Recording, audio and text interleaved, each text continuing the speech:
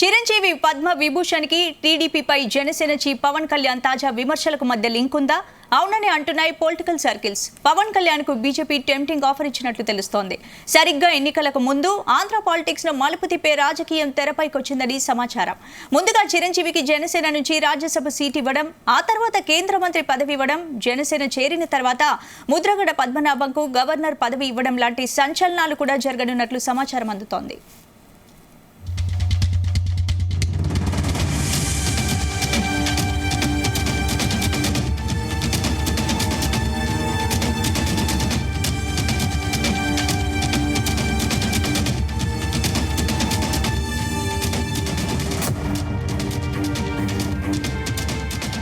చిరంజీవి పద్మ విభూషణ్ కి టీడీపీపై జనసేన చీఫ్ పవన్ కళ్యాణ్ తాజా విమర్శలకు మధ్య లింక్ ఉందా అంటే అవునని అంటున్నాయి పొలిటికల్ సర్కిల్స్. పవన్ కళ్యాణ్ కు బీజేపీ టెంప్టింగ్ ఆఫర్ ఇచ్చినట్టు తెలుస్తోంది. సరిగ్గా ఎన్నికలకు ముందు ఆంధ్ర పాలిటిక్స్ ను మలుపు తిప్పే రాజకీయం తెరపైకొచ్చిందని సమాచారం. ముందుగా చిరంజీవికి జనసేన నుంచి రాజ్యసభ సీట్ ఇవ్వడం, ఆ తర్వాత కేంద్ర మంత్రి పదవి ఇవ్వడం, జనసేన చేరిన తర్వాత ముద్రగడ పద్మనాభంకు గవర్నర్ పదవి ఇవ్వడం లాంటి సంచలనాలు కూడా జరగనున్నట్లు సమాచారం అందుతోంది.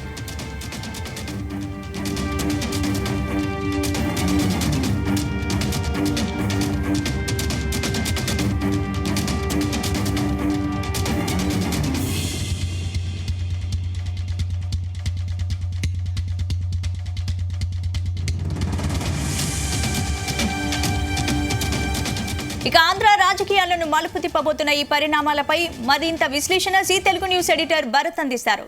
భరత్, పవన్ కళ్యాణ్ కు బీజేపీ నుంచి వచ్చిందని చెప్తున్న టెంప్టింగ్ ఆఫర్ ఏంటి? చిరంజీవికి పద్మ విభూషణ్ రావడాన్ని ఎలా అర్థం చేసుకోవాలి? స్పందన, ఫస్ట్ టైం ఇవాళ పవన్ కళ్యాణ్ టీడీపీతో పొత్తుకు సంబంధించి గత కొద్ది రోజులుగా ఉన్న దానికంటే నెగటివ్గా మాట్లాడారు. ముఖ్యంగా టీడీపీ తీర్పు మీద బహిరంగంగా అసంతృప్తి వ్యక్తం చేశారు. లాస్ట్ 6 monthsలో మనం చంద్రబాబు నాయుడు అరెస్టు, ఆ తర్వాత విడుదల అనంతర పరిణామాల్లో రెండూ కూడా పూర్తిగా కలిసిపోయాయి పార్టీలు. ముఖ్యంగా వైసీపీ అయితే చంద్రబాబుకు పవన్ కళ్యాణ్ దత్తపుత్రుడు అంటూ విమర్శించే స్థాయికి ఒక విధంగా పరిస్థితి అయింది. అయితే తొలిసారి పవన్ కళ్యాణ్ ఇవాళ ఆయన టీడీపీ తీరు మీద, లోకేష్ తీరు మీద, చంద్రబాబు నాయుడు తీరు మీద బహిరంగంగా అసంతృప్తి వ్యక్తం చేశారు. ఒకవైపు పొత్తని చెప్తూనే ఇంకోవైపు క్యాండిడేట్లు ఎందుకు అనౌన్స్ చేస్తున్నారంటూ ఆయన బహిరంగంగా విమర్శించిన పరిస్థితి. దీని వెనుక కారణం ఏంటి? ఇన్సైడ్ స్కూప్ ఏంటంటే తెలుగుదేశం పార్టీతో జనసేన పొత్తు ఫిక్స్ అయిపోయింది అని పవన్ కళ్యాణ్ చెప్తున్నారు. బీజేపీ కూడా మాతో కలిసి వస్తుందని చెప్తున్నారు. కానీ ఇక్కడ ఒకటి క్లియర్, వైసీపీ సింగిల్గా కంటెస్ట్ చేయబోతుంది, కాంగ్రెస్ పార్టీ సింగిల్గా కంటెస్ట్ చేయబోతుంది, టీడీపీ జనసేన కంటెస్ట్ చేయబోతున్నాయి. మరి బీజేపీ పరిస్థితి ఏంటి? బీజేపీలోనే ఎన్డీఏ అలయన్స్లోనే ఇంకా జనసేన ఉంది.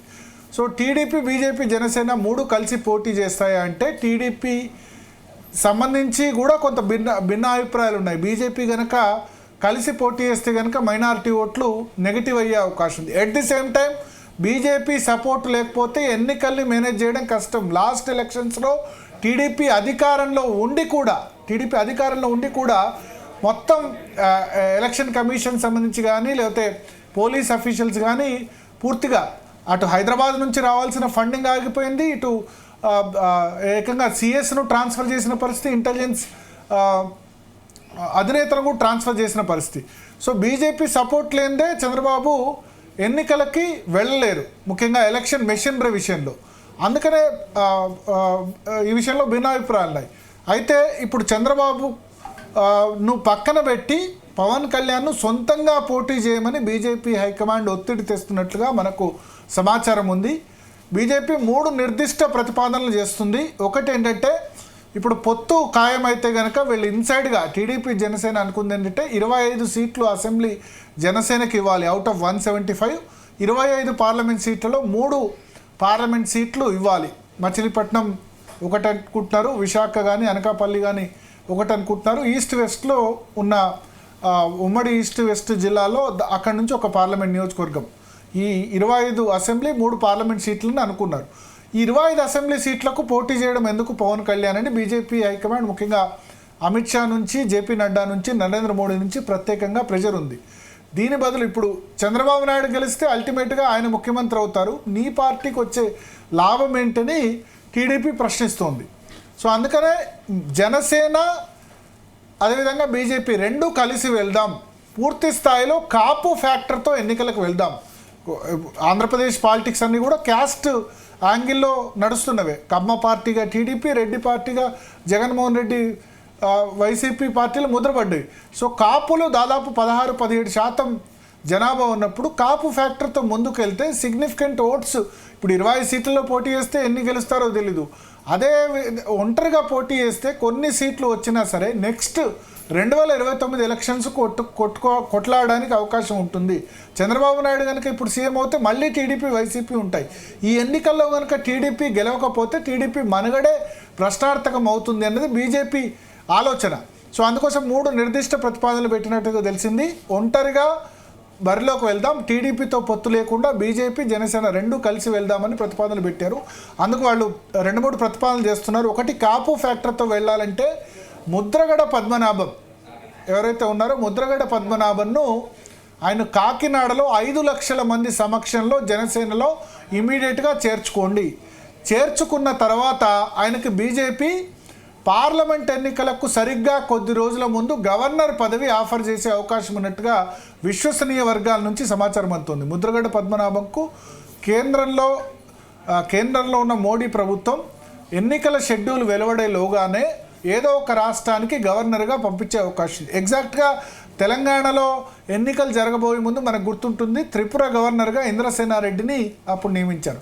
సో అట్లాగే అంటే రెడ్డి సామాజిక వర్గాన్ని కొంత అట్రాక్ట్ చేసేందుకు ఎన్నికలకు ముందుగా, అట్లా కాపు సామాజిక వర్గాన్ని అట్రాక్ట్ చేసేందుకు ముందుగా ఇప్పుడు జనసేనలో జాయిన్ అవుతారు ముద్రగడ పద్మనాభం, ఆయన కుమారుడు జనసేన టికెట్ నుంచి పోటీ చేయొచ్చు. ముద్రగడ పద్మనాభంకు కేంద్రంలో గవర్నర్ పదవి ఇస్తామని హామీ ఇచ్చారు. అట్లాగే చిరంజీవికి కూడా రాజ్యసభ పదవి ఆఫర్ చేయనున్నారు. గతంలో రాజ్యసభ ఇచ్చి కేంద్ర మంత్రిగా కాంగ్రెస్ పార్టీ చేసింది, పీఆర్పీని విలీనం చేసినప్పుడు. సో ఇప్పుడు అదే ఆఫర్, వేరే రాష్ట్రం నుంచి చిరంజీవిని రాజ్యసభకు పంపించి కేంద్ర మంత్రిగా కూడా చేస్తాము, అది నెక్స్ట్ టర్మ్లో అయినా పర్లేదు. పూర్తిగా ఈ 2 సమీకరణాలు చేస్తే, అంటే ముద్రగడ పద్మనాభం జాయిన్ చేసుకోవడం, చిరంజీవికి రాజ్యసభ ఇవ్వడం, కేంద్ర మంత్రి ఇవ్వడం, నిన్న పద్మవిభూషణ్ అవార్డు కూడా ప్రకటించారు. అదేవిధంగా వెంకయ్యనాయుడు కూడా పద్మవిభూషణ్ అవార్డు ప్రకటించారు. సో ఎన్నికలకు వీటికి సంబంధం లేదా ఆంధ్రప్రదేశ్ ఎన్నికల కంటే డెఫినెట్గా ఉంటుంది. ఎందుకంటే ప్రతి విషయాన్ని కూడా బీజేపీ అయినా లేకపోతే అధికారంలో ఉన్న పార్టీలైనా ఎన్నికలతో ముడిపెడతాయి. సో ఒకటి ముద్రగడ పద్మనాభం, రెండవది చిరంజీవికి రాజ్యసభ ఇచ్చి కేంద్ర మంత్రిగా పంపించడం ద్వారా పూర్తిగా కాపు ఓటునంతటిని కూడా కన్సాలిడేట్ చేసి ఎన్నికలకు వెళ్తే ఎన్ని సీట్లు వచ్చినా సరే, ఇప్పుడు 20 సీట్లు పోటీ చేస్తే 25కి 25 పవన్ కళ్యాణ్కి వస్తామని లేవు కదా, 10-15 సీట్లు వచ్చినా సరే జనసేనకు, బీజేపీకి 1-2 పార్లమెంట్ సీట్లు వచ్చినా సరే, అసెంబ్లీలో పెద్దగా బీజేపీకి హోప్స్ లేవు, వచ్చినా సరే నిలుస్తుంది. అల్టిమేట్గా వైసీపీ గెలిస్తే టీడీపీ గెలిచినా మనకొచ్చే లాభం ఏమి ఉండదు. సొంతంగా నిలదొక్కుంటే, సొంతంగా కొన్ని సీట్లు కనుక పవన్ కళ్యాణ్ తెచ్చుకుంటే, అలయన్స్లో తెచ్చుకుంటే కనుక పవన్ కళ్యాణ్కి ఆ క్రెడిట్ రాదు. క్రెడిట్ అంతా కూడా టీడీపీ మా వల్లే పవన్ కళ్యాణ్ గెలిచాడని చెప్తారు. లాస్ట్ టైం సింగిల్గా కంటెస్ట్ చేశాడు కాబట్టి పవన్ కళ్యాణ్ స్వయంగా ఓడిపోయాడు, అటు 2 చోట్ల ఓడిపోయాడు అని చెప్పే అవకాశం ఉంటుంది అని బీజేపీ హైకమాండ్ నుంచి ఆఫర్స్ ఇస్తున్నట్టుగా తెలుస్తుంది. అయితే పవన్ కళ్యాణ్ ఆలోచిస్తున్నారు దీని మీద. ఆయన పోటీ గురించి కూడా ఒకటి భీమవరం, వెస్ట్ గోదావరిలో భీమవరం నుంచి కానీ, అదేవిధంగా విజయనగరంలో శృంగవరపు కోటలో పవన్ కళ్యాణ్కు అత్యంత సన్నిహితమైన వ్యక్తి సంబంధించిన నియోజకవర్గం శృంగవరపు కోట. ఈ 2 నియోజకవర్గాల్లో ఏదో ఒక నియోజకవర్గం నుంచి పవన్ కళ్యాణ్ బరిలోకి దిగే అవకాశం ఉంది. సో అందుకనే ఆయన ఇప్పుడు బీజేపీ ఎటు తేల్చట్లేదు టీడీపీతో కలిసి వెళ్ళాలంటే, ఇంకోవైపు తమ వైపు రమ్మంటుంది, టీడీపీతో లేకుండా మనం ఇండివిజువల్గా కంటెస్ట్ చేద్దామని చెప్తుంది. ఆ నేపథ్యంలోనే ఇవాళ ఆయన ప్రకటన చేసినట్టుగా తెలుస్తుంది. పైగా ఆయన లోకేష్ తన ముందే చంద్రబాబు నాయుడు ముఖ్యమంత్రి అభ్యర్థిగా ప్రకటించినా నేను బాధపడలేదు, కానీ క్యాండిడేట్స్ను డిక్లేర్ చేస్తున్నారు పొత్తుకు సంబంధించి సీట్లు డిక్లేర్ కాకముందే, అందుకని నేను కూడా 2 సీట్స్ డిక్లేర్ చేస్తున్నాను. ఒకటి, ఎందుకంటే లాస్ట్ టైం గెలిచింది జనసేన 1 సీటు, ఆ గెలిచిన సీట్ నుంచి రాపాక ప్రసాద్ రాజోల్ నుంచి వైసీపీలో జాయిన్ అయ్యారు, అది వేరే విషయం. సో ఆ సీటు, రాజానగరం, ఈ 2 సీట్ల నుంచి జనసేన పోటీ ఇస్తుందని ఆయన పట్టుదలతో అనౌన్స్ చేశారు. సో పవన్ కళ్యాణ్ ప్రకటన వెనుక ఇది దాగుంది. ఢిల్లీ కూడా వెళ్ళబోతున్నారు పవన్ కళ్యాణ్ 1-2 డేస్లో, మనకున్న విశ్వసనీయ వర్గాల సమాచారం మేరకు.